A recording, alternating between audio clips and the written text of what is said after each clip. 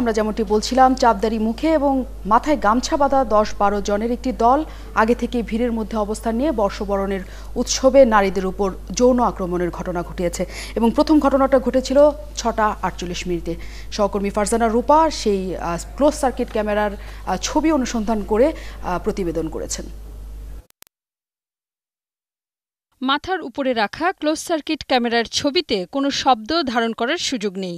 বহুবার দেখে পুলিশের সরবরাহ করা ১ ঘণ্টার ফুটেজটিতে পথ চলতি মানুষের দেখা মিলে সবচেয়ে বেশি। পুরুষের তুলনায় নারীর উপস্থিতি দেখা যায় কম। কোনো একা নারীর ঘুরে বেড়ানোর ছবি ১ ঘণ্টার ভিডিওর অংশটিতে মেলেনি। বারবার আকপিচ করে ছবি দেখার সময় প্রথম নজরে পড়ে বুকে হালকা কাজ করা সাদা পাঞ্জাবি পরা এই ব্যক্তিটির গতিবিধি। মুখে দাড়ি, গায়ে গতরে লম্বা চওড়া, মাথার মাঝে চুল কম, গোঁফ ছাড়া ব্যক্তিটি একই জায়গায় ঘুরছিল। ছবি ধরে অনুসন্ধান চালিয়ে তার মতো একদল যুবক পাওয়া যায়, তারাও ওই জায়গাটি ছেড়ে নড়ছে না। প্রথম এই ব্যক্তিটিকে ছবিতে দেখা যায় ৬টা ৩৮ মিনিটে, যেখানে মোটরসাইকেল পড়ে যাওয়ার একটি ঘটনায় অন্য অনেকের মতো তিনি এগিয়ে যান। এর ১ ঘণ্টা পর ৬টা ৩৯ মিনিটে ভিড় আগের সেই ব্যক্তিটিকে এইবারও ফ্রেমে দেখে মনে হয় হয়তো তিনি কারোর জন্য অপেক্ষা করছেন। এরপর ৬টা ৪৮ মিনিট পর্যন্ত প্রতি মিনিটের ফুটেজেই এক বা একাধিকবার তাকে দেখা গেছে। ৬টা ৪৮ মিনিটে ২ জন নারীকে প্রথম হেঁটে যেতে দেখা যায়।